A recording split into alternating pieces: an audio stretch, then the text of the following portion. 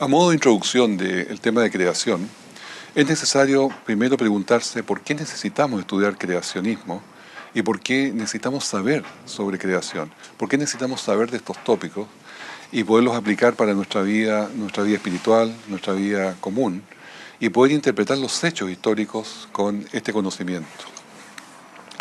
La Biblia nos dice en 1 de Pedro 3:15: estad siempre preparados para presentar defensa con mansedumbre y reverencia ante todo el que os demande razón de la esperanza que hay en vosotros. Debemos nosotros saber por qué estamos apoyando esta posición filosófica, esta posición bíblica. También en 2 Corintios 10:5 nos dice que debemos derribar argumentos y toda altivez que se levanta contra el conocimiento de Dios. Es nuestro deber poder también presentar estas verdades a los jóvenes, porque los jóvenes se preguntan qué viene después, cuando ellos ya crecen, cuando ya salen de la influencia de sus padres. ¿Por qué, nos preguntamos, se va la juventud de la iglesia a nivel mundial? Más o menos el 66% de los jóvenes adolescentes deja la iglesia, deja de asistir cuando sale de casa, cuando va a la universidad, cuando termina de estudiar. Lo que pasa es que la evolución les enseña, les indoctrina y simplemente les niega la existencia de Dios. Y esto les hace preguntarse si es real ese Dios que alguna vez aprendieron desde niños, en el colegio, en la escuela del colegio, de las iglesias, y si alguna vez todo esto era real. ¿Importaba realmente?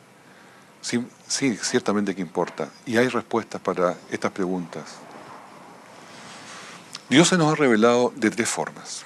La primera de ellas es a través de la Biblia por los profetas. Dios dio a cada uno de los profetas la información suficiente para que escribieran sus palabras, en su idioma, en su conocimiento del momento, las cosas que el Señor tenía que mostrarnos a los hombres para la salvación. Y esto lo resumieron en la Escritura, que son los 66 libros que hoy día conocemos. Esta Escritura también lleva en sí mismo el aviso de que Jesús venía, más o menos 200 profecías, donde está anunciado el Salvador, con detalle, con pleno detalle, y eso es fantástico, porque solamente hay uno que puede conocer el futuro, que es Dios. Y esto fue anunciado de mucho antes, en cada detalle, cómo vendría el Mesías. Llegó el Mesías y es la segunda revelación que tenemos de una perfección maravillosa. Este Mesías, Cristo Jesús, vivió en la tierra, fue un personaje histórico también, y podemos ver en él la mejor revelación para nuestra salvación. Y la tercera, que es la que me voy a referir hoy día, se refiere a la naturaleza, lo que antes se conocía como la teología natural. Esta naturaleza es mucho más que la belleza que tiene una flor, que tiene un amanecer, un atardecer, que tiene en general la naturaleza, que todavía le queda belleza. En realidad lo que me quiero referir de la naturaleza es el diseño maravilloso que tiene. Cómo está allí puesto el sello de Dios, la mano de Dios. Podemos identificar su firma. Y eso es lo que quiero mostrarles en este día. Hay un texto bíblico, Job 12, del 7 al 9, donde nos dice, en efecto, le dice Dios a Job, como desafiándolo, en efecto, Job, pregunta por favor a los animales y te enseñarán. Una jirafa tiene mucho que enseñarnos, como mostramos en la imagen. Y ya lo vamos a ver. O a las aves del cielo y te informarán. O habla la tierra y te enseñará. Y los peces del mar te lo contarán. ¿Cuál de ellos, de todos ellos, no sabe que la mano de Jehová ha hecho esto? Como veremos en las imágenes, cada uno de ellos no habla. Cada uno de ellos no tiene la capacidad de comunicarse. ¿Cómo nos van entonces a enseñar, informar, nos van a contar la historia de ellos? Es justamente a través de su diseño, cómo ellos están constituidos, la perfección que tienen en sus cuerpos, la perfección del diseño inteligente que tiene la jirafa, la perfección del diseño de las alas y de todo su sistema de vuelo que tiene el águila, o la tierra, que tiene también marcas que nos están indicando parte de la historia, como el cañón del Colorado que vemos en la foto, el diluvio. Y el pez también. Los peces nos muestran su historia, como el caso del Celacanto. Durante los últimos 50 años, sin embargo, hemos estado siendo indoctrinados constantemente por la evolución. ¿Y ha dado algún resultado esta forma de enseñar, estas lecciones que se están recibiendo en todas partes? Sin duda que sí. Génesis 1 al 11 hoy día es considerada una fábula, un mito, una leyenda por muchas iglesias cristianas y, por cierto, por el mundo. La evolución humanista atea tiene aceptación popular en todo el mundo, en educación, en televisión, en la prensa, en las universidades, en los colegios, en las publicaciones de todo tipo. Y la evolución teísta, es decir, la mezcla de religión y evolución, donde Dios usaría la evolución para crear, también, y esta, déjeme decirle, es peor, aún que la evolución atea, porque confunde las cosas y saca a Jesús de su posición, como lo voy a explicar inmediatamente. Los canales de televisión, pensando en Discovery Channel, BBC World, National Geographic y el History Channel, que son canales internacionales, más los nacionales de cada país y publicaciones de cada país, y las revistas de ciencia como Science, Nature, New Scientist, todas ellas enseñan de que la evolución es algo real, que ya no debe probarse más, que está ya establecido. Pero cuidado, también dice que la teoría darwinista explica acabadamente la complejidad de los seres vivos. Nos dicen las revistas que la evidencia conocida respalda al darwinismo y que todos los científicos del mundo creen en la veracidad de la misma. Déjeme decirle que no es nada más lejos de la verdad. Primero, muchos científicos a nivel internacional, mundial, son creyentes en Dios, son teístas. No necesariamente cristianos, pero sí creen en un ser superior. Y 850 científicos se organizaron para rechazar el darwinismo por escrito.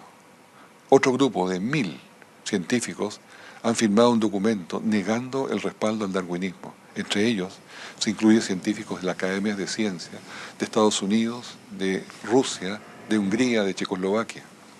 Y tienen todos doctorados en ciencias biológicas, físicas, químicas, matemáticas, medicina, computacionales, así también como perteneciendo a universidades prestigiosas como Oxford, Cambridge, Harvard, Yale, Princeton, Dartmouth, Chicago, Stanford, Mead, Berkeley, UCLA y otras más.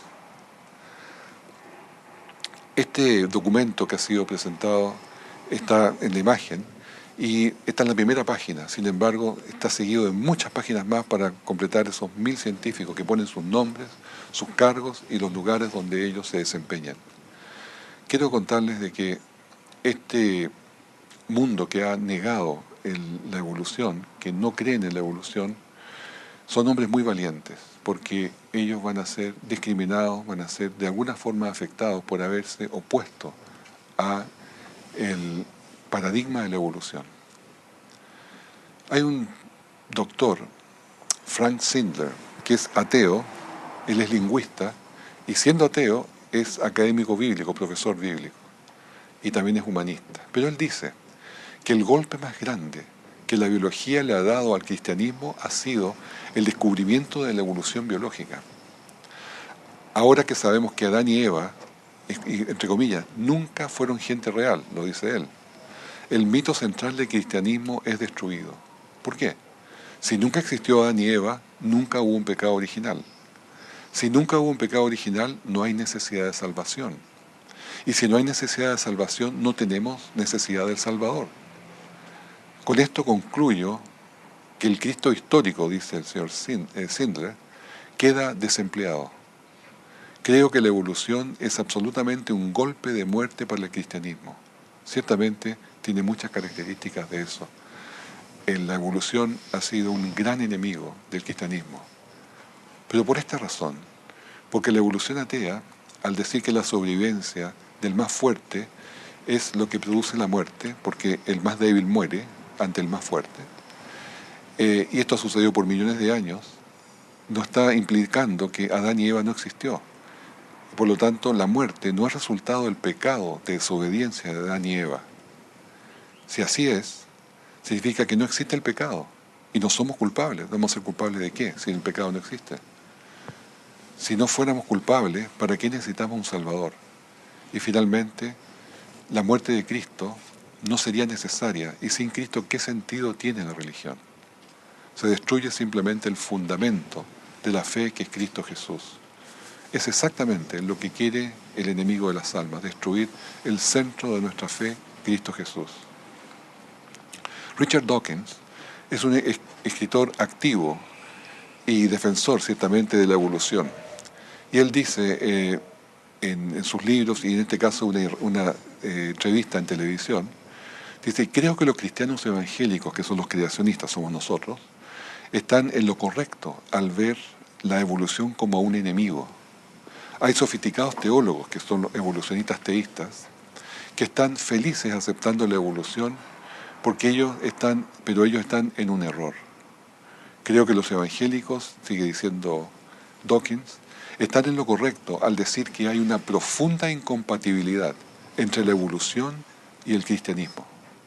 Más todavía agrega, llama a los evolucionistas teístas tontos útiles o useful idiots, que destruyen su propia fe. Ahora, la diferencia que hay entre creación y evolución está en la creencia en Dios, no en la ciencia. Este no es un debate entre religión y ciencia, porque ambos se apoyan en evidencias que darán apoyo a uno o a otro lado de acuerdo al set o al conjunto de creencias y convicciones que tiene cada uno. Sin embargo, tiene que haber parte para lo sobrenatural, para la aceptación de lo sobrenatural. ¿Por qué? Porque hay cosas que no se pueden explicar y son grandes problemas para la evolución. Por ejemplo, el origen de la vida. No se puede explicar el origen de la vida de forma natural, en forma naturalista, en forma sin Dios, sin un ser superior, sin un diseñador inteligente. No se puede explicar. Segundo, la formación del ADN tampoco se puede explicar de forma naturalista, porque es demasiado complejo para que éste se haya creado solo. O la formación del universo, como ampliación de todos estos principios. En la formación del universo tiene que haber sido, como dice la Escritura, de una forma particular hecha por Dios, tanto a los soles como a las estrellas, como al sistema planetario nuestro, como a todo lo que existe. Dice que el Señor lo formó en el cuarto día. Pero, por supuesto, aquí tenemos en contraste el Big Bang. El Big Bang como que fuera una explosión que vino de la nada. O sea, todo se creó de la nada, que ya de por sí es absurdo. Segundo, de que la materia, de la energía se creó materia y antimateria. Podemos ver alguna materia, pero no vemos la antimateria. O de que un tremendo desorden, que es una explosión, se creó un tremendo orden, que es lo que se ve. Entonces todo tiene un contrasentido bastante grande. Hoy día hay muchos astrofísicos que están abandonando esta teoría de la evolución. Pero, en fin, es un gran problema que no se puede explicar sino en forma sobrenatural. Las leyes físicas, las constantes universales, el orden magnífico que hay en la naturaleza, tampoco se explica en forma naturalista, no se puede. Se necesita un diseñador inteligente, un cerebro que hizo todo este trabajo, que puso las cosas en orden, o que creó los nanomotores eléctricos. Dentro de nuestro cuerpo tenemos millones de motores eléctricos de gran perfección, que vamos a verlo un poco más adelante. Tenemos carteros o robots que andan caminando dentro de las células para llevar proteínas dentro del cerebro también. Y estos, que se llaman kinesinas, vamos a estudiarlos. Y por último, el diseño inteligente magnífico que hay dentro de los seres vivientes, que tuvo que haber sido puesto por un diseñador inteligente, porque ellos son de una complejidad irreducible, animales y plantas. Richard Dawkins dice también en su libro The God Delusion: yo ataco a Dios, a todos los dioses, toda y cualquier cosa sobrenatural, donde quiera y cuando sea que se invente ahora o en el futuro. Su posición es simplemente anti-Dios. Si encuentras a alguien también que dice no creer en la evolución, esa persona es ignorante, estúpida o tonta. Es decir, se pone en una posición arrogante que solamente la única posición verdadera es la de él. Pero desde luego que eso no es así. Eso es una forma de apocar, de poder disminuir a la otra persona. La evolución pues, efectivamente se protege vigorosamente de otras ideas que puedan haber. Porque hay que pertenecer para obtener fondos para investigar, para tener puestos importantes, para incluso recibir un premio Nobel, para publicar en revistas importantes, científicas, para enseñar en las universidades, para tener tiempo de observación en laboratorios. Para todo hay que pertenecer al paradigma. Si uno está fuera del paradigma, simplemente está al otro lado de la muralla de Berlín, donde no se puede criticar el paradigma.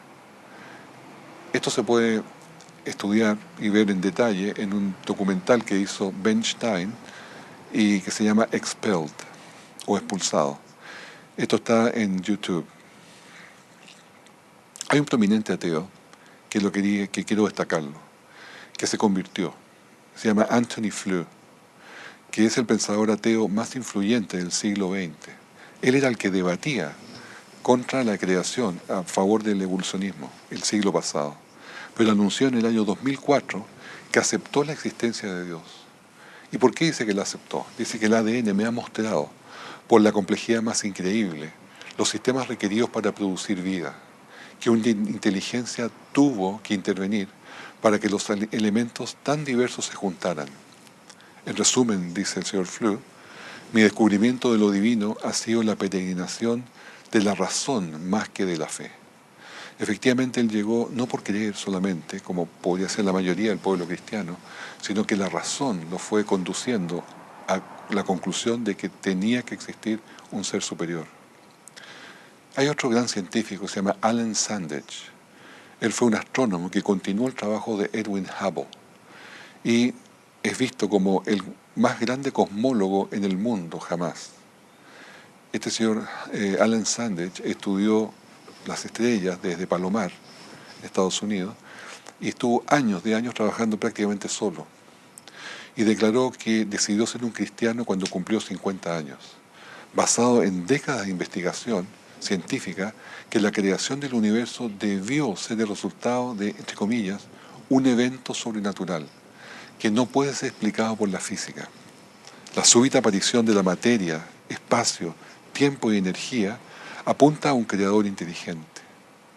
En resumen, el mundo es demasiado complicado, decía Alan Sandage, para ser explicado a través de la ciencia. Solo a través de lo sobrenatural se puede explicar el misterio de la existencia. Escribió también que muchos científicos son conducidos a la fe por sus propios trabajos. Es tan evidente que ellos pueden ver allí la mano de Dios, pero se niegan a abrirse porque lo propio es muy severo. La vergüenza, la presión de sus compañeros es demasiado duro para soportarlo. Partamos revisando el origen de la vida, este gran primer problema que la evolución no puede explicar en absoluto. ¿Qué es lo que dice la evolución para el origen de la vida? Que habría sido a través de una sopa primordial. Una sopa primordial que tendría todos los químicos necesarios para producir vida, los aminoácidos, y que tendría también un rayo, que es la energía que necesitaba para hacerlo. Pero, y por casualidad, por cierto, esto se materializó en un experimento llamado de Miller-Urey, en el cual se puso en un tubo de ensayo todos los materiales que se necesitaban, los elementos básicos como amonia, metano, agua, hidrógeno y falta de oxígeno, que era una parte del principio. Y se le puso una chispa que representa el rayo que tenía que caer. Esto se hizo circular, sin embargo, por 10 años y jamás produjo vida, porque la vida es muchísimo más complejo que unos químicos circulando con energía.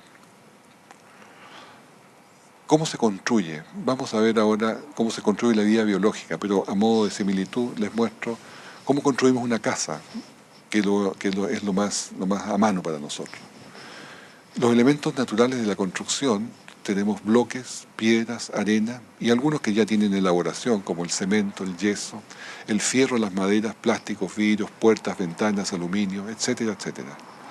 Todos estos, mientras estén como materiales, van a ser un montón de materiales que están ahí en un costado, de ladrillos o lo que sea. Pero esto, desde luego, no es una casa, es solamente materiales. Sin embargo, si yo quiero avanzar y hacer una casa, un edificio, yo necesito información, diseño, planos, una carta Gantt para que se organice. Es lo mismo que cuando quiero hacer un castillo de arena. Un castillo de arena no lo puedo formar si no tengo un plan de dónde poner sus ventanas, sus puertas, sus escalas, sus almenas. Y desde luego que no es el resultado de una ola que pasó por la arena y lo formó, porque necesita inteligencia para formarse. La construcción biológica es muy similar. La construcción biológica está basada en proteínas. Las proteínas son, a su vez, una formación de pequeños bloques que se llaman aminoácidos. Estos bloques van en una cadena larga, una cadena a través de una larga distancia de alrededor de 500 aminoácidos, o varios cientos de aminoácidos. Pero estos aminoácidos pueden ser solamente de 20 tipos. Existen más de 100 aminoácidos, pero solamente 20 son buenos para la vida. Y estos deben ser de tendencia de izquierda, porque pueden ser de izquierda o derecha. Pero esto tiene que ser de izquierda. Y tiene que tener las uniones peptídicas correctas. Sin embargo, también es indispensable de que estén en la secuencia correcta. O sea, uno tras otro de acuerdo a la fórmula de esa proteína que la da el ADN. Entonces, la posibilidad de que esto se forme por casualidad es 1 dividido por 10 elevado a 950. Un 1 partido por un 1 seguido de todos los ceros que se ven en la pantalla. La posibilidad esa es 0. Estadísticamente es 0. Ni una posibilidad que una sola proteína se forme por sí sola por casualidad. La célula más simple que existe y se conoce es el Mycoplasma genitalium parasitarium. Ahí la tenemos en imagen. Y esta requiere un mínimo de 387 proteínas que tienen que estar aliadas, más 43 genes de RNA. Si hablábamos de que una proteína para que se forme por casualidad es 0 la posibilidad, 387 proteínas es 387 veces 0. Imposible que se forme ni siquiera la célula más simple que tenemos en conocimiento. Además, esta célula tendrá que producir energía, reproducción, reparación y limpieza, que es una coordinación interna. Pero también nos falta una cosa. Aun cuando tengamos todos los químicos, todos los aminoácidos alineados adecuadamente, doblados adecuadamente, puestos todos juntos, nos va a faltar la vida. Y sabemos que la vida la da solamente el dador de vida. Nadie jamás en este mundo ha creado, con toda la tecnología, con todo el conocimiento que se puede tener hoy, ha creado vida. Porque la vida no está en la mano de crear en los seres humanos. Lo que se ha informado como que se ha creado vida es solamente transformación de un elemento vivo en otro, lo cual, desde luego, no implica dar la vida. Ahora, supongamos que tenemos una célula ya formada, viva, para hacer el ejercicio. Esta célula tiene 500.000 pares bases, como básico, como una información en su ADN, 500.000 pares bases o letras, las cuales las indicaciones de cómo construirse, cómo coordinarse internamente. Pero si yo quiero llegar de esa célula a un ser humano completo, necesito 3.000 millones de pares bases o letras. Es decir, ese hombre es muchísimo, pero muchísimo más complejo que esa célula. Ahora, ¿cómo paso de un lado a otro? Según la evolución por mutaciones, que son errores. Pero la verdad es que yo necesito todo esto porque son las fórmulas para generar ojos, nervios, piel, huesos, músculos, sangre, hígado, riñón, corazón, venas, arterias, todo lo que tiene el cuerpo. Cada parte está formada por un ADN específico y este ADN específico también tiene una coordinación, que es la mayoría de la información del ADN, para poder hacer toda una coordinación total del cuerpo. Esto es imposible porque la información no se crea sola. Además, cada célula se especializa y toma un rol, dejando atrás otras habilidades que tiene la célula. Por lo tanto, esto es imposible siquiera de pensarlo, sin una mente que organice y que cree todas estas funciones y coordine todas estas funciones. En el cuadro podemos ver ahora una cadena de aminoácidos que está montándose en el ribosoma, que es más o menos la cadena que sigue habitualmente la construcción de proteínas. En la parte de abajo podemos ver dónde están los aminoácidos que van uno tras de otro, Y estos aminoácidos, cuando ya están todos completos, entran en una máquina dobladora, que es lo que hablaba recién, el doblar la proteína, que tiene que estar en una posición exacta. La máquina dobladora lo dobla, se abre la tapa y después he llevado esta proteína al lugar donde tiene que ser usada. Pero un solo error en la formación de esa proteína, del doblado de esos aminoácidos, hace que esa proteína no sirva. Por lo tanto, es muy delicado.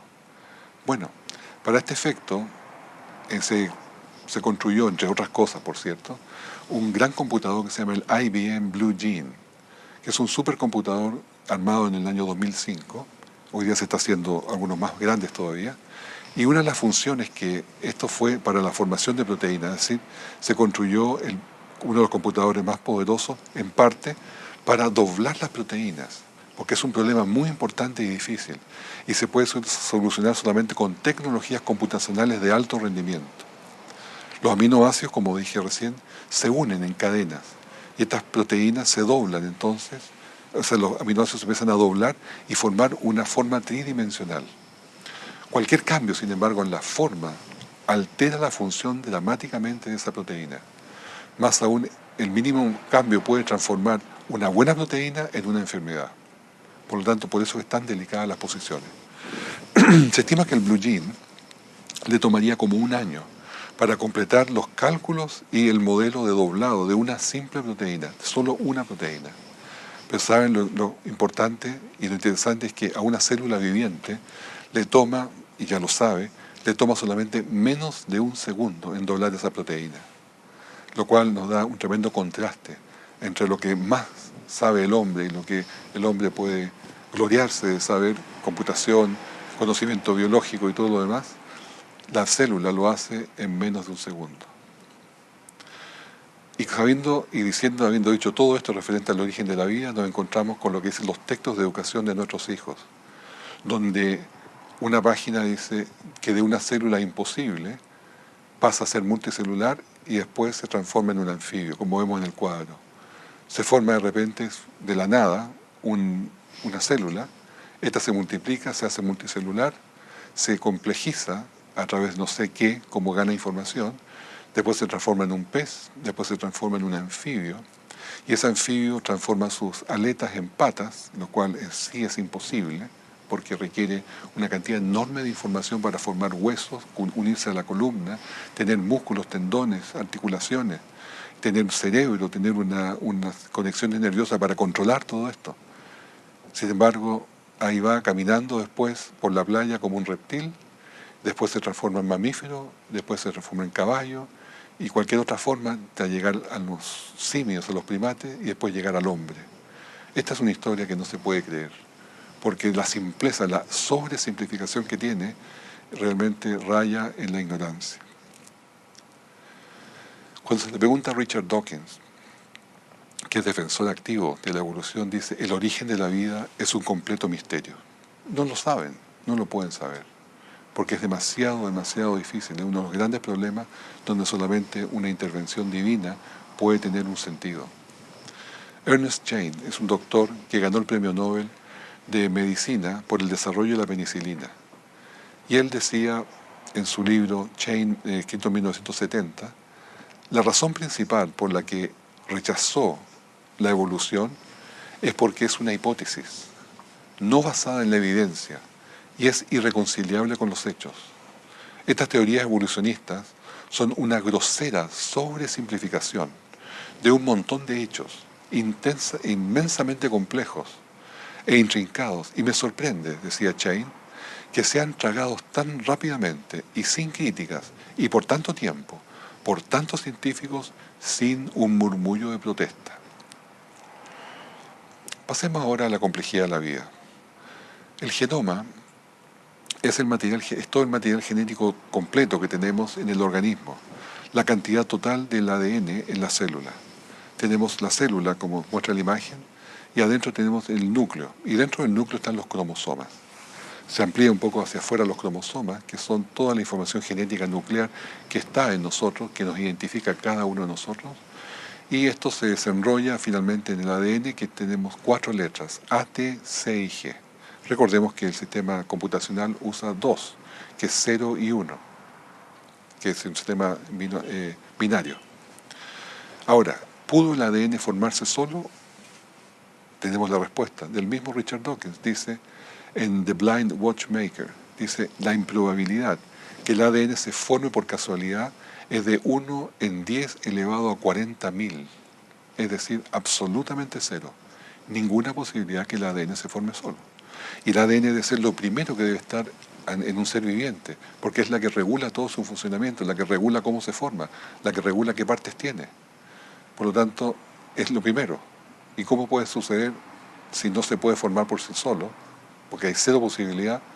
La verdad que es un problema bastante difícil.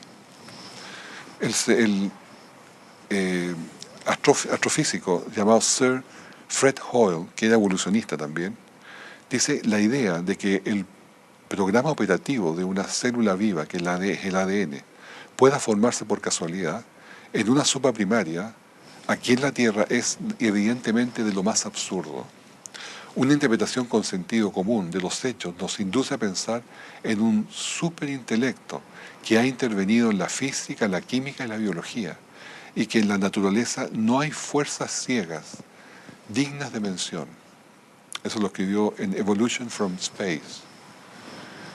En esta nueva diapositiva vemos que el ADN es el sistema de almacenamiento más complejo, más compacto que tenemos en todo el universo. El ADN tiene su propio sistema de escritura, tiene 4 letras, pero tiene su código de lectura. Estos son los codones. Los codones son, cada 3 letras significa que es un aminoácido. Y la combinación, la cadencia, la cadena de aminoácidos va a indicar una proteína o un gen, en un gen. Ahora, es interesante ver que las letras A, T, C y G no tienen en sí mismo un valor químico que sea inherente. Es igual como la tinta de la escritura de una carta, donde la tinta no representa la letra, solamente la escribe. Es así como tenemos un código, el cual se escribe y se interpreta, y el cuerpo sabe perfectamente hacerlo. Ahora, pensemos en la palabra gift. La palabra gift, cuando se lee en el código inglés, significa regalo. Pero si cambiamos el código y lo leemos en el código alemán, el idioma alemán significa veneno. Es decir, podemos ver que la misma palabra, cuando se interpreta con diferentes códigos, significan diferentes cosas. Bueno, el ADN tiene su código y se interpreta claramente en su propio código. Son verdaderas enciclopedias, más o menos 1000 enciclopedias que están escritas dentro de nuestro ADN para poder definir exactamente cómo somos, cómo nos construimos, cómo nos coordinamos internamente nosotros. Esto es, sin duda, la demostración fantástica de un diseñador inteligente. Pero, en contraste, tenemos un radiotelescopio. Les voy a hacer un ejemplo. Tenemos el radiotelescopio de Arecibo. Este radiotelescopio fue designado en el proyecto SETI, entre otras cosas. Y fue para buscar inteligencia en el universo. Y operó desde 1960 en Puerto Rico, recibiendo señales del universo, identificándolas si eran señales inteligentes o no. Muchas señales se han recibido, y todas estas señales han sido clasificadas como no inteligentes porque son de procesos electromagnéticos del universo, que llegan las señales acá repetitivas o de un evento que ha pasado ahí. Pero nunca, jamás, se recibió una señal inteligente de un mensaje. El punto es que los científicos saben perfectamente identificar las señales inteligentes que vienen del cielo. Sin embargo, no quieren reconocer la escritura inteligente que tiene el ADN, que son volúmenes y volúmenes o bibliotecas completas de información.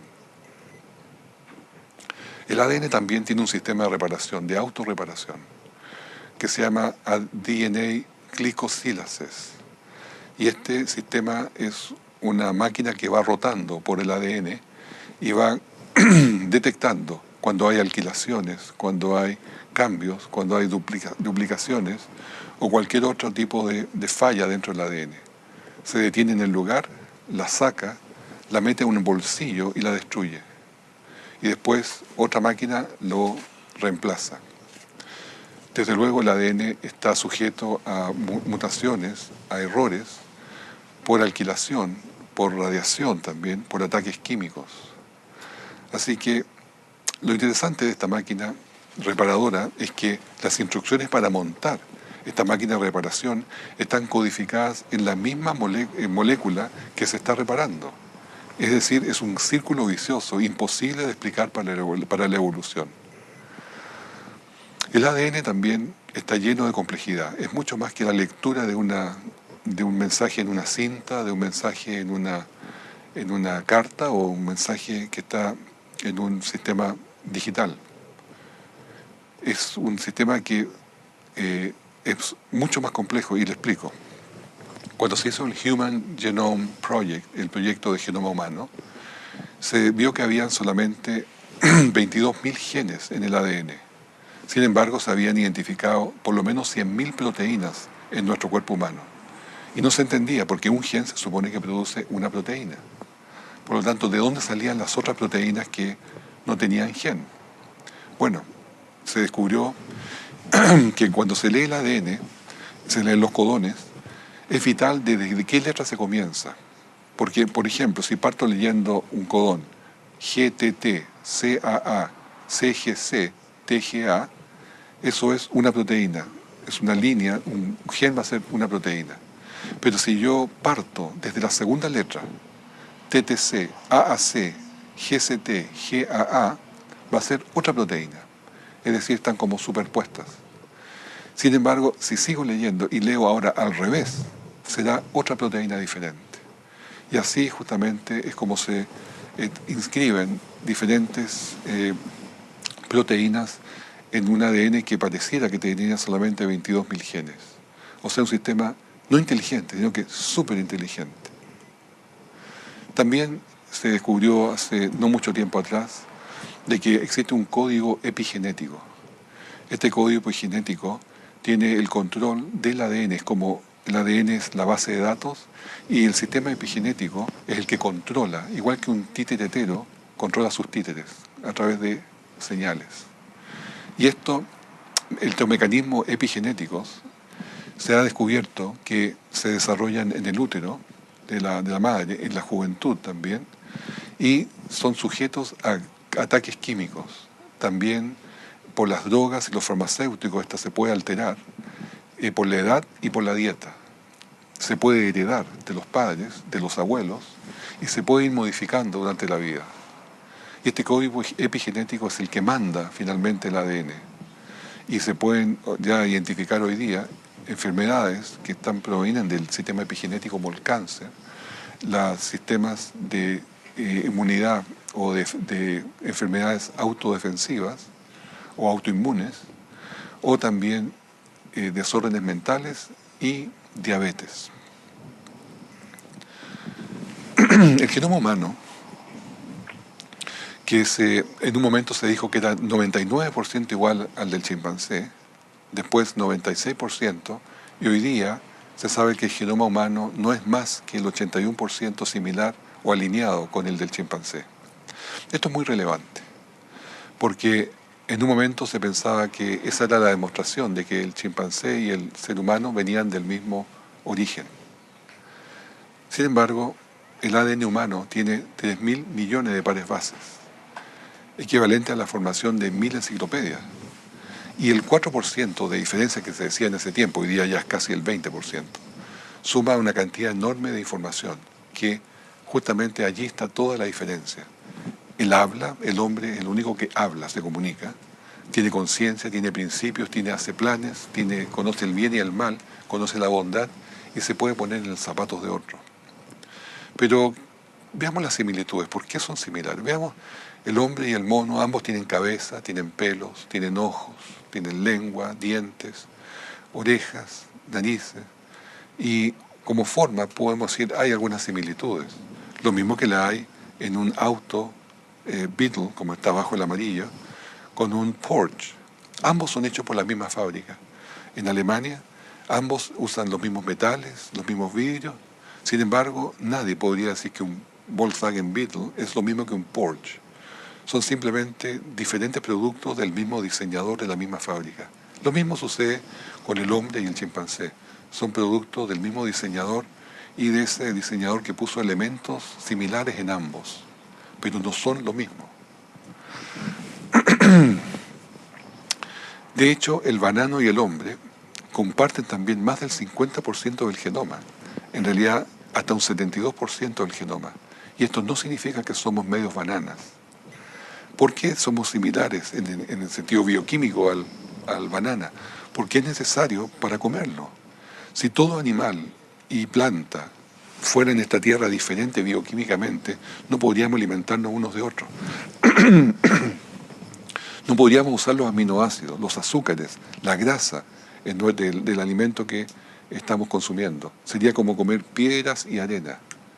Por lo tanto, la similitud bioquímica es necesaria para tener comida.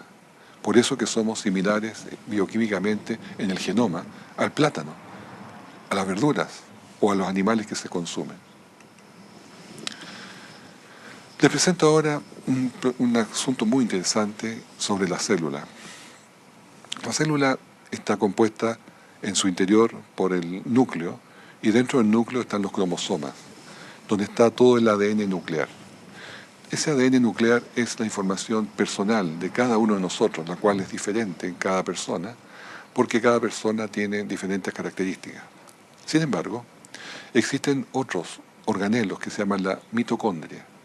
Las mitocondrias son las células, o sea, son las partes como las partes de energía, las encargadas de dar energía al cuerpo, porque están ahí adentro en los motores de síntesis de ATP. Pero también se descubrió que dentro de la mitocondria teníamos el ADN mitocondrial, que es diferente al ADN nuclear. Pero este ADN mitocondrial también se supo, se descubrió hace 22 años ya, por la evolución, de que provenía solamente de la madre, porque se heredaba a través del óvulo. Es decir, las madres solamente transmiten el ADN mitocondrial. Pero lo más interesante es que se vino a saber de que el ADN mitocondrial es idéntico entre todos los seres humanos vivos. Es decir, esto nos confirma de que todos los seres humanos vivos provienen de una misma madre. Yo recibí mi ADN mitocondrial de mi madre, de mi abuela y así para arriba. Ustedes lo mismo, pero llegamos a un punto de cruce donde ese ADN mitocondrial partió y repartió esa información idéntica a todos los seres humanos vivos. Por eso que se puede decir con toda claridad de que la humanidad es una sola raza, porque todos tenemos y compartimos el mismo ADN mitocondrial, que por lo demás no varía, no se mezcla, como lo pueden ser todo el resto del ADN que se va mezclando. Porque este ADN mitocondrial a lo más sufre mutaciones, que por lo demás son muy útiles para ver las emigraciones de los pueblos. Ahora, la evolución que descubrió esto dijo que efectivamente era así, que venía todo y coincidían todos en un mismo ADN mitocondrial, pero que le asignó que era una mona que había vivido y salido de África hacía 200.000 años, de este lugar por ahí, por el sector de Kenia, Somalia y Etiopía. Y esa sería nuestra abuelita de la imagen.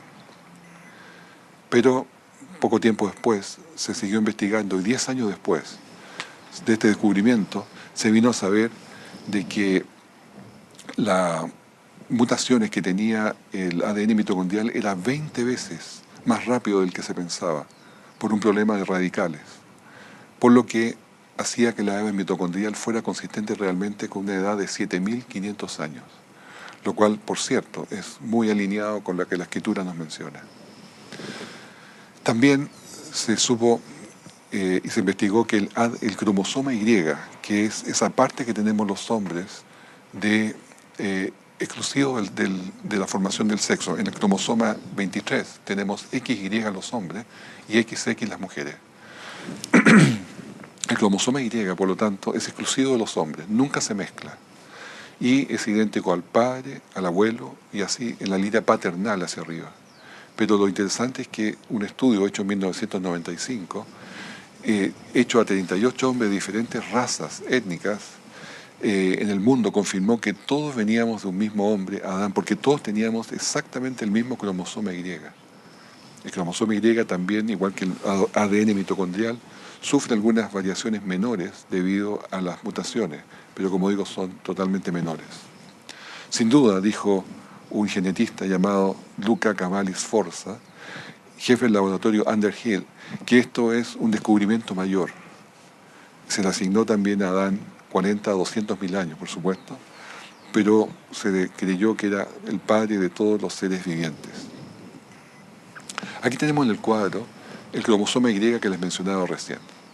El cromosoma Y en la posición 23 es único, no se combina, por lo tanto es original de padre a hijo hasta todos los tatarabuelos que se quedan para arriba. Y se hizo últimamente, gracias a la biología molecular, una comparación entre el cromosoma Y del hombre y del chimpancé. El cromosoma Y, dice el informe, el doctor Page del Whitehead Institute of Biomedical Research, dice, el cromosoma Y está lleno de sorpresas. He descubierto que el cromosoma Y de los humanos y chimpancés son horriblemente diferentes unos de otros. No sé cómo un informe diciendo horriblemente. ¿Por qué dice horriblemente el doctor Page? Porque él cree en la evolución y cree que los chimpancés son nuestros parientes evolutivos más cercanos. Más del 30%, sigue el informe, del cromosoma Y y del chimpancé y el hombre no tienen alineación. Y esto significa que la relación entre el cromosoma Y del humano y del chimpancé se ha hecho pedazos. Es decir, esta idea tan fuerte que ha existido por tanto tiempo que provenimos de un simio pariente del chimpancé es absolutamente tirada por los suelos. Y dice también otro informe publicado el año 2010 que la diferencia del gen MSY, que es la zona específica del varón en el cromosoma Y, es más comparable a la diferencia entre el pollo y el humano. Es decir, tenemos más similitudes con un pollo que con un chimpancé. Esto es categórico. Darwin no sabía estas cosas. Los neodarwinistas posiblemente tampoco, los que reforzaron la teoría darwinista. Pero hoy se ha abierto un campo de conocimiento sorprendente. Solo es cosa de tiempo y la biología molecular se impondrá, dejando la evolución como algo del pasado. Ya ha hecho declaraciones e informaciones que puntualizan cosas como que el Neandertal, por ejemplo, es igual al hombre moderno, 99,7% igual. Cosa que antes se suponía que el Neandertal eran seres de transición. El chimpancé o el humano, que es lo que acabo de explicar también con esto queda establecido. O que el hipopótamo no tiene ninguna relación con la ballena, que era la supuesta cadena que había de que un hipopótamo se metió al agua y se transformó en ballena. O que el celacanto era el precursor de los anfibios, también. El ADN ha demostrado que no tienen relación. O que los dinosaurios se transformaron en pájaros, también lo niega la biología molecular, comienza a aclarar todos estos campos.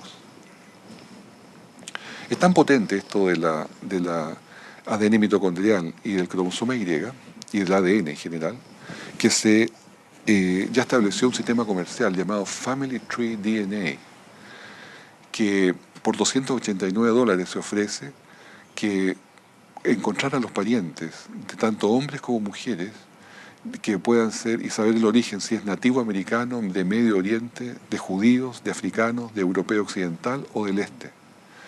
Y pueden también darnos a través del estudio de nuestro ADN mitocondrial la identificación del origen étnico y geográfico de nuestra línea maternal y del cromosoma Y pueden darnos también el origen étnico y geográfico de la línea paternal. Y también se podría extender la genealogía para conocer antecesores de hasta 16 de nuestros tatarabuelos. ¿Cómo se hace esto? A través de simplemente una muestra que se toma de ADN de la mucosa dentro de la boca y se manda al laboratorio y ellos lo comparan con su base de datos para poder saber exactamente de dónde viene cada uno. Esto se puede hacer por las cosas que les acabo de explicar. Hay un famoso neurocirujano infantil llamado Dr. Ben Carson, sin duda un científico de mucha estatura, un hombre de mucha sabiduría. Y él fue entrevistado por una revista cristiana y le preguntan, ¿puede ser un científico lógico y a la vez un cristiano? Y él contesta, sí. Y mi respuesta es, mientras más entiendes de ciencia, menos puedes creer que es por casualidad. Solo mira a su alrededor, el cerebro, con sus billones y billones de neuronas, y con sus 100 billones de conexiones, y cómo recuerda todo lo que alguna vez vio, oyó, olió o vivió. Y le pregunta al periodista, ¿todo? Sí, le dice, si pone un electrodo en el hipocampo de una mujer de 80 años, le podrá decir las palabras de un libro leído hace 60 años atrás, palabra por palabra. Es un órgano altamente complejo y sofisticado. Su imposibilidad que haya sido proceso de azar es muy grande. Es imposible que haya sido un proceso de casualidades. Pero ¿puede probarse la evolución? Le sigue preguntando el periodista. Dice, no, la evolución no se puede probar. ¿Se puede probar la creación? Tampoco, no se puede probar. Puede usarse el intelecto, sin embargo, que Dios nos dio para decidir cuál modelo es más lógico o ilógico, y él contesta, sí, absolutamente. Todo llega a la fe, pero yo no tengo tanta fe para creer en la evolución, soy demasiado lógico. Continuamos con un tema que se llama la entropía genética. El doctor John Sanford, que es un genetista que fue de la Universidad de Cornell, de Estados Unidos, escribió un libro llamado El Genetic Entropy and the Mystery of the Genome. Este libro, que muestra cómo se van produciendo los errores dentro de nuestro gen, dice que la entropía genética es una poderosa evidencia de que la vida de la humanidad debe ser joven, y el genoma, porque el genoma se está degenerando. El genoma humano no puede tener cientos de miles de años, escribe él, menos aún millones de años, suponiendo, desde luego, que, como dice la evolución, la salida común del mono y el hombre salieron de un pariente común hace 6 millones de años. Pero él dice que la entropía genética es probablemente el mecanismo fundamental para explicar el proceso de extinción por la acumulación de mutaciones. Esto es muy consistente con una creación sobrenatural y una tierra joven. Es decir, la misma mutación y los errores que se van acumulando nos da un tiempo finito para la vida. No puede ser eterna, simplemente tiene que tener un límite. Usando el modelo un sistema numérico de simulación computacional, se calculó que la humanidad podría alcanzar solamente a 268 generaciones. Una generación va entre 35 y 50 años, por lo tanto, no estamos hablando de un periodo muy largo, 10.000, tal vez 20.000 años, si aceptamos mucho más. Que ni se compara siquiera con la edad de 6 millones de años que tendría que haber pasado desde que salió del mono hasta ser hombre, según la evolución. Lo cual niega simplemente la posibilidad que así haya sido.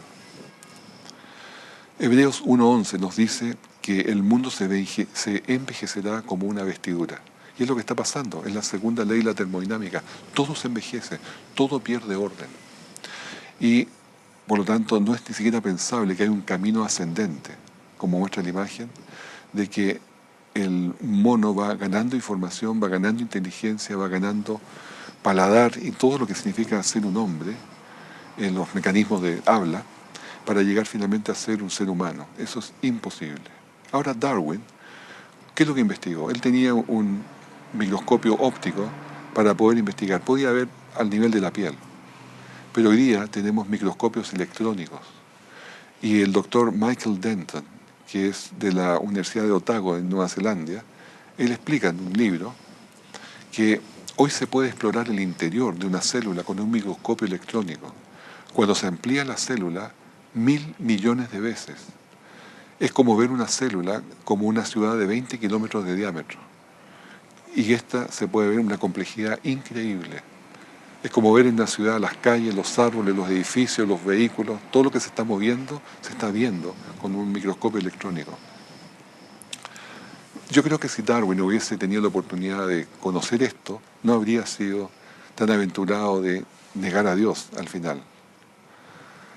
El 24 de noviembre de 1859, Darwin publicó El origen de las especies, después de casi 30 años, después de su viaje que hizo en el Beagle. Darwin decía, La selección natural no puede hacer nada hasta que ocurran fortuitamente las variaciones favorables. ¿Y qué son las variaciones favorables? Son lo que se llama hoy día las mutaciones, según definió el neodarwinismo. Y sería el medio por el cual el organismo vivo podría evolucionar. Más tarde la selección natural eliminaría los errores. Pero el problema que hay es que las mutaciones o errores de copia en el ADN son siempre dañinos, o al menos neutros. Pero siempre es pérdida de información. Y lo que estamos buscando es ganancia de información. Por ejemplo, en esta imagen podemos ver la mutación en animales. Un cocodrilo que es albino, que no pudo producir melanina porque por una mutación no obtuvo el mecanismo para hacerlo. O esta serpiente con 2 cabezas, un sapo con 6 ojos, un gato con 2 caras, una oveja también con 6 patas. Todos errores de mutación. O en los humanos, 95% de las mutaciones se observan en los seres humanos, tienen resultados nocivos. Se conocen más de 1000 enfermedades las cuales afectan por mutación. Entre ellas, el síndrome de Down, en los niños albinos, las personas albinas, el síndrome de Hutchinson-Gilford o progeria, el gigantismo y el enanismo, el labio leporino, las manos con 6 dedos, la fibrosis quística, que basta un codón fuera del lugar para que suceda eso, hemofilia, distrofia muscular, daltonismo. Usted vea 1000 enfermedades. Simplemente las mutaciones no agregan ninguna información, solo es pérdida de información. Veamos un ejemplo de mutaciones en nuestro lenguaje, en el idioma. Usemos el inglés para hacerlo más fácil. Se deben leer en codones las letras, cada 3 letras, y ahí tenemos the cat and the hat, que es claramente el gato y el sombrero. Cuando sacamos la letra C por mutación, luego el mensaje se va a leer de ata, nt, hej, at, que simplemente no se entiende y no se formaría ninguna proteína. Ese es el alcance de una mutación. Como decía, a lo más es neutra, pero normalmente es perjudicial. En el Museo de Historia Natural de Melbourne, la ciudad donde yo vivo, hay un museo una sección que se dedica solamente a la galería de la evolución. Y esta sección dice que las mutaciones son errores maravillosos. Y dice, las mutaciones son cambios en el ADN que causan nuevas variaciones. Los errores se cometen cuando el ADN es copiado. Sí, pero no son errores maravillosos como hemos visto. Grandes científicos como el doctor Pierre Grasse de la Universidad de la Sorbonne, conocido de hecho como el más grande científico de Francia, escribió, no importa lo numerosas que sean las mutaciones, no producen ningún tipo de evolución. También dijo, no es verdad que las bacterias evolucionan rápidamente por las numerosas mutaciones. Variar y evolucionar son 2 cosas diferentes. Todos admiten que hay cambio, pero nunca de una criatura simple a una compleja, nunca. O también el doctor Michael Pittman, antiguo profesor de química de Cambridge y científico jefe de Australia entre 1992 y 1996. Confesó que las mutaciones son el precursor para los defectos, deformidades, enfermedad y muerte. Nunca crean. Resumiendo, la adaptación y la evolución. La adaptación o microevolución es aceptable, sucede en la naturaleza. Son pequeños cambios que suceden dentro de una especie, de coloración, altura, pelaje. Esto es perfectamente aceptable como parte de la creación. Pero la macroevolución, que es la formación de nuevas especies, nunca sucede. Es decir, que una especie pase a otra, como de un gato pasar a un perro, o de un caballo pasar a un elefante, o así, que se crucen las especies. Eso jamás sucede. Las adaptaciones son siempre dentro de la especie. Como por ejemplo, veamos el caso de los perros. Se llama adaptación o especiación en este caso, que, repito, no es evolución, porque nunca se gana información, solamente se pierde. Veamos el zorro del Ártico, por ejemplo, que tiene un tremendo pelaje para poder soportar el frío. El perro salvaje africano, el lobo salvaje, el dingo australiano, el coyote o el canis familiaris, que tienen un tamaño muy grande allí y otro muy pequeño que es el gran danés y el chihuahua. Todos son perros. Todos ellos tienen diferentes pelajes, orejas, tamaños, lo que ustedes quieran, dientes, Todo varía, pero dentro de toda una misma especie, perros. No hay ninguna información nueva, solo se recombina. Es como igual que el piano. Todas las especies tienen mecanismos de ADN para recombinarse rápidamente. Esto permitió al perro original diversificarse como el lobo, coyote, dingo, chihuahua, zorro, como les acabo de mostrar. Igual que un piano, puede dar muchos tonos. Las notas ya están allí, están puestas, las teclas están allí, desde que se fabricó el piano. En los animales, desde que Dios les instaló su ADN, está allí. Basta que se recombinen, igual como se recombina la música. Pero no hay información nueva, está ahí ya. Ahora, estos mismos animales que en un momento se separaron, se especiaron, ahora también pueden volverse a reproducir juntos, pero forzadamente a través del laboratorio. Y así como se han hecho experimentos de formar una cebra caballo, una cebra burro o un caballo burro, que es una mula, o un delfín ballena también, o un león con una tigresa para formar un ligre. Como vemos también en el cuadro, un león con un leopardo, un leopón, o un bisonte vacuno, león tigre nuevamente, un ligre adulto, un tigre, ligre, león, y finalmente un camello llama, ambos camélidos. Esto se puede hacer. Sin embargo, Génesis capítulo 1 nos dice 10 veces que lo creó Dios según su especie. A cada animal lo creó según su especie, adulto, maduro, listo para reproducirse cuando fue creado. Por lo tanto, cuando se pregunta qué es lo que es primero, el huevo o la gallina, sin duda que es la gallina adulta y lista para reproducirse. Veamos los fósiles intermediarios. ¿Existen aquellos? Darwin decía en su libro que todas las especies vivientes están conectadas con especies anteriores. Así que los eslabones intermediarios y transicionales deben ser muy numerosos. Podemos encontrar muchos fósiles intermediarios. En su época ya no se habían encontrado y era para él un gran problema, pero tenía esperanza que a futuro se encontrasen. Bueno, el día de hoy, el profesor Colin Patterson, profesor de paleontología del Museo Británico de Historia Natural, dijo en su libro Evolución: es duro contradecir cuando la gente dice que no hay fósiles de transición. Quisiera mostrar una sola foto de un organismo que se deriva de otro. No hay tal organismo que uno pueda argumentar y usar. También referente a la transición, es bien oportuno hablar del doctor Carl Werner, que encontró en capas de dinosaurios una cantidad enorme de animales modernos, mamíferos, como tiburones, mantarrayas, salmón, lenguado, cocodrilos, tortugas, lagartijas, boas, serpientes, loros, lechuzas, pingüinos, patos, cormoranes, o ardillas, puercoespines, monos, todos en las mismas capas que los dinosaurios. Sin embargo, lo sorprendente es que no se muestran al lado de los dinosaurios, sino que se ocultan en las bodegas. Esto porque, por supuesto, les pondría un gran inconveniente en el modelo evolucionista, porque la historia es que ellos evolucionaron después que los dinosaurios. Así que por eso que no hay que mostrarlos juntos. Muchas bodegas en el mundo están llenas de millones de toneladas de huesos. Concluyendo ya un poco el tema, todo el universo es muy preciso. Hay más de 50 constantes físicas universales.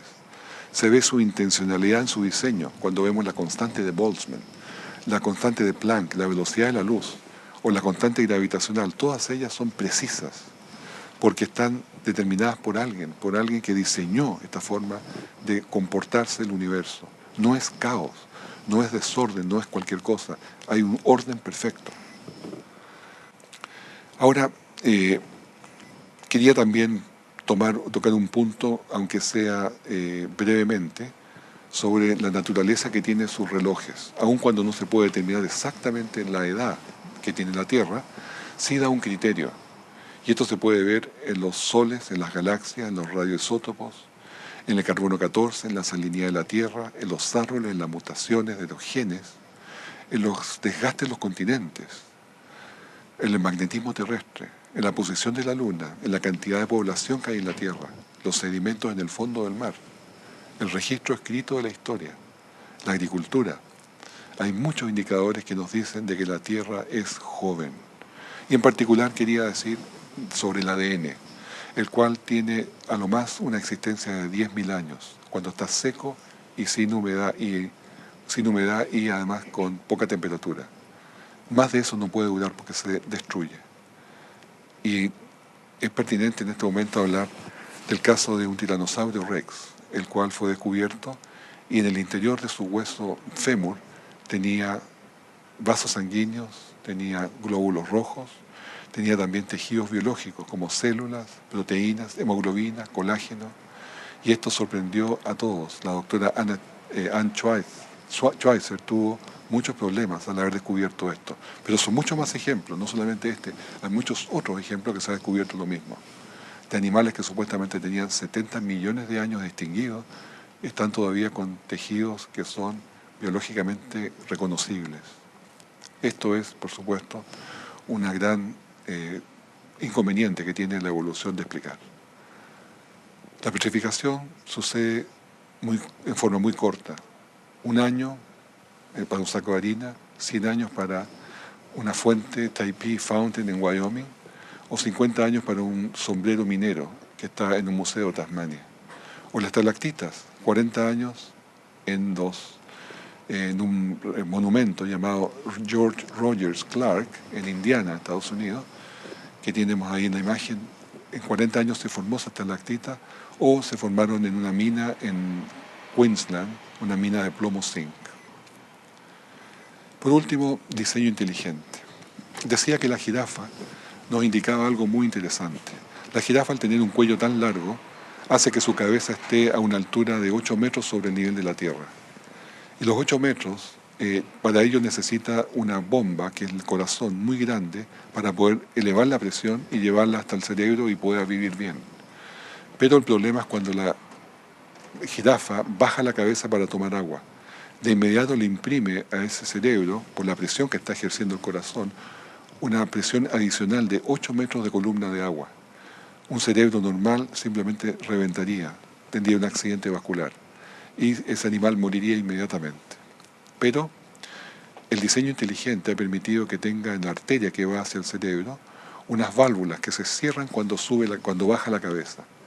Y al bajar la cabeza se cierran las válvulas y la presión que llega, por lo tanto, al cerebro es menor.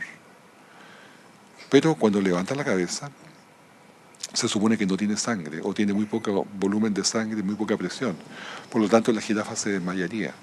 Pero tiene otro mecanismo, que es también de diseño inteligente, donde tiene una red admirable, una red emirable, la cual le provee sangre rápidamente porque contiene ahí sangre y presión, ese sistema vascular.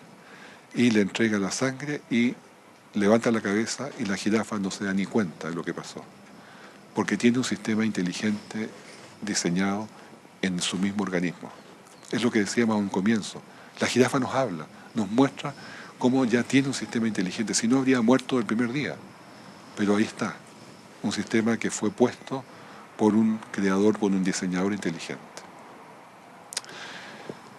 Nuestro sistema solar es también del mayor interés. El sistema solar tiene varios planetas, 4 planetas metálicos, el cual Mercurio tiene una órbita elíptica, o sea, a veces está más lejano, a veces más cercano del Sol. Venus lo mismo, pero la Tierra tiene una órbita circular. Siempre está a la misma distancia del Sol, entre 137 y 152 millones de kilómetros. El promedio 149 millones de kilómetros. Y la Tierra, al estar en esa distancia siempre de 149 millones de kilómetros promedio, más o menos 2%, permite que la temperatura sea muy estable. De hecho, en la Tierra es entre 10 y 20 grados, digamos 15 grados centígrados promedio. Y esta temperatura permite una cosa maravillosa, que es la vida. Y es el único planeta que tiene agua y permite la vida. Todos los otros planetas no tienen agua. Y no se conocen otros planetas hoy día que contengan agua, que puedan por lo tanto sustentar la vida. Esto es muy interesante y es casualidad. Yo creo que es mucho más que casualidad. Esto es un diseño perfecto. Como podemos ver en planetas muy similares a los nuestros, que están alrededor nuestro, Venus y Marte. Venus y Marte nos señala la astronomía que son, junto a la Tierra, son planetas hermanos o gemelos, porque son muy similares en tamaño. Pero miren la diferencia. En oxígeno, Venus tiene 0%. La Tierra tiene 21%, perfecto, lo que necesitamos el hombre para vivir. Y Marte tiene 0,13%, casi nada. Nitrógeno, Venus tiene 33,5%, la Tierra tiene 78% y Marte 2,7%. Y temperatura, Venus tiene 467 grados centígrados de temperatura, nosotros tenemos, como decía, 15 grados promedio, y Marte tiene menos 63 grados centígrados. Y por último, el CO2. Venus tiene 95% de CO2, la Tierra tiene 0,04% y Marte tiene un 95% de CO2. Les puedo anticipar que Marte tiene lluvias de CO2, tiene el hielo de los polos se forma con CO2, y Venus no solamente tiene problemas de lluvias con CO2, sino que lluvias también de ácido sulfúrico. Un planeta, una atmósfera completamente enrarecida para la vida. ¿Cuál puede sustentar vida? Sí, solo la Tierra. ¿Por qué? Porque fue planificada. ¿Por qué la Tierra es tan diferente? Porque fue pensada para que fuera habitación de los seres humanos. Y el último tema que veremos son los motores eléctricos, que decía en un comienzo, que tenemos dentro de nuestro cuerpo. Tenemos nosotros varios tipos, 40 tipos por lo menos de motores eléctricos. El más numeroso es el motor de síntesis del ATP, que está dentro de la mitocondria. Es un motor que funciona a 6.000 a 7.000 revoluciones por minuto y va transformando el ADP en ATP, adenotrifosfato. Estos motores funcionan a gran velocidad, si son motores eléctricos igual o muy parecidos a los que funcionan en los ventiladores, en los ascensores o en cualquier aplicación que se use un motor eléctrico aquí en la Tierra hecho por los hombres, por los ingenieros. También tenemos un motor fantástico, que es el motor flagelar, que está en la bacteria para poderse trasladar. Es un verdadero motor fuera de borda. Y tenemos además una proteína que hace de cartero o de robot, que va llevando proteínas a diferentes lugares de la célula, incluso del cerebro, para poder llevar químicos y mensajes. Y lo hace caminando, simplemente con unas patas, como vamos a ver en una imagen a continuación. Podemos ver aquí un diseño de cómo es el motor flagelar, y la pregunta que viene inmediatamente, ¿quién diseñó esto? ¿Qué ingeniero lo diseñó? Esto es muy pequeño, es a nivel molecular, es tremendamente pequeño, pero ahí está, existe, es completamente identificado, se sabe perfectamente las partes que tiene, que está formado por 40 proteínas, por ejemplo, que están todas codificadas en el ADN. ¿Quién diseñó esto? Justamente aquí vemos la mano de un creador, de un diseñador inteligente.